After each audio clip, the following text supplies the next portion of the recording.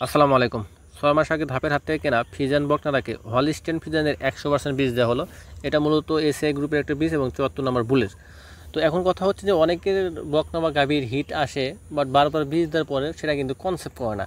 এটা কিন্তু অনেক ক্ষেত্রে কিন্তু ওই বকনা বা গাভীর দোষ থাকে না, এটা মূলত খামারির দোষ থাকে। কিছু কিছু খামারি ভাইরা আছে যারা কোনো নিয়ম শৃঙ্খলা না মেনে গরুকে বীজ দেয়। অনেক সময় দেখা যায়, যার ফলে দেখা যায় যে গরু বীজটা কনসেপ্ট করতেছে না। আমি আপনাদেরকে মূলত দুইটা রুলসের কথা বলবো। আপনারা যদি এই দুইটা রুলস ফলো করেন, ইনশাআল্লাহ আল্লাহর রহমতে আপনাদের গরু কনসেপ্ট করার সম্ভাবনা 90%, যদি গরুর কোনো সমস্যা না থাকে।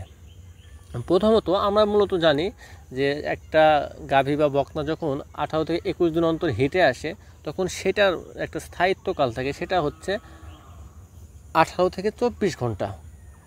অনেক ক্ষেত্রে দেখা যায় যে 12 ঘন্টা, বা অনেক ক্ষেত্রে দেখা যায় যে 30 ঘন্টা। এটা অনেক সময় একটু তারতম্য হয়, কিন্তু এই বীজ দেওয়ার যে একটা উপযুক্ত সময়, সেটা আপনাকে প্রথমত বাছাই করতে হবে। আপনি যদি যথাযথ সময় যদি বীজ না দিতে পারেন, তাহলে কিন্তু আপনার গাভী বা বকনা কিন্তু কনসেপ্ট করবে না। এখন মনে প্রশ্ন জাগতে পারে, তাহলে কোনটা উপযুক্ত সময় গরুকে বীজ দেওয়ার জন্য? ধরেন আপনার গরু যখন হিটে আসবে, তার সেই সময় থেকে 12 ঘন্টা পর পরবর্তী যে 6 ঘন্টা আছে, ওই 6 ঘন্টা থেকে 12 ঘন্টার ভিতরে আপনি যদি বীজ দিতে পারেন, তাহলে আপনার গরুর জন্য সবচাইতে ভালো এবং গরু কনসেপ্ট করার সম্ভাবনা সবচাইতে বেশি। এইটা হচ্ছে মূলত উত্তম সময়। এটা হচ্ছে প্রথম রুলস। আর দ্বিতীয় যে রুলসটা আছে, সেটা হচ্ছে আপনার গরু যদি সকালে হিটে আসে, আপনি দিবেন বিকেলে বীজটা দেবেন। আর আপনার গরু যদি বাই চান্স বিকেলে হিটে আসে, তাহলে আপনি সকালে বীজটা দেবেন। তো এটা হচ্ছে মূল কথা।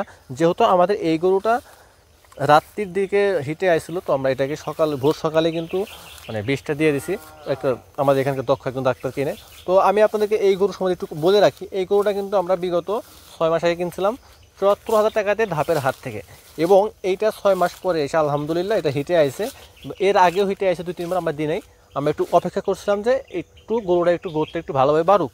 তো আমরা এখন মনে করলাম যে না, গরু তো অনেক বড় হয়ে গেছে। ইভেন এই গরুটা গত 15 দিন আগে কিন্তু এটার দাম কিন্তু অলরেডি কিন্তু 1.5 লক্ষ টাকা বলছে ভাই। 74,000 টাকা কেনা ছিল 6 মাস আগে, সেটাকে এখন 1.5 লক্ষ টাকা বলছে। ইভেন এইটা 2-3 মাস পরে 2 থেকে 2.5 লক্ষ টাকা দাম হবে ইনশাল্লাহ। কারণ গরুটার গোট যেভাবে বাড়ছে, আর এটা যে মানে একটা সাইজ সামাইছে, এটা কিন্তু অনেক ভালো। তো এই জন্য আমি মূলত আপনাদেরকে বলি যে আপনারা চাইলে কিন্তু বকনার খামার করতে পারেন। তবে হ্যাঁ, এখানে সময় দিতে হবে, ধৈর্য ধরতে হবে, এবং ভালো মানের জাতের বকনা আপনাদেরকে কিনতে হবে। তো আপনারা এখন যেটা দেখতে পাচ্ছেন, এটা হচ্ছে আমার নানার খামার। তো এই গরু দুটো আমি সাথে থেকে কিনে আনছিলাম ধাপের হাত থেকে। তার 2-3 মাস, তার 4 মাস পরে কিন্তু আমি আমার বকনাগুলো কিনে আনছি। তো সব কিছুরই একটা শুরু থাকে। তো আপনারা চাইলে কিন্তু বকনার খামার শুরু করতে পারেন। আর অবশ্যই কিন্তু আপনারা সবসময় গাভীকে যে বীজটা দেবেন, সেটা কিন্তু বুলের যে একটা সিরিয়াল আছে, সেটা কিন্তু মেনটেন করবেন। সবাই ভালো থাকবেন, সুস্থ থাকবেন, আমাদের জন্য দোয়া করবেন। আমি যেন সফল হতে পারি, সেই সাথে আপনার জন্য আপনাদের খামার নিয়ে ভালো থাকতে পারেন। আল্লাহ হাফেজ। আসসালামু আলাইকুম।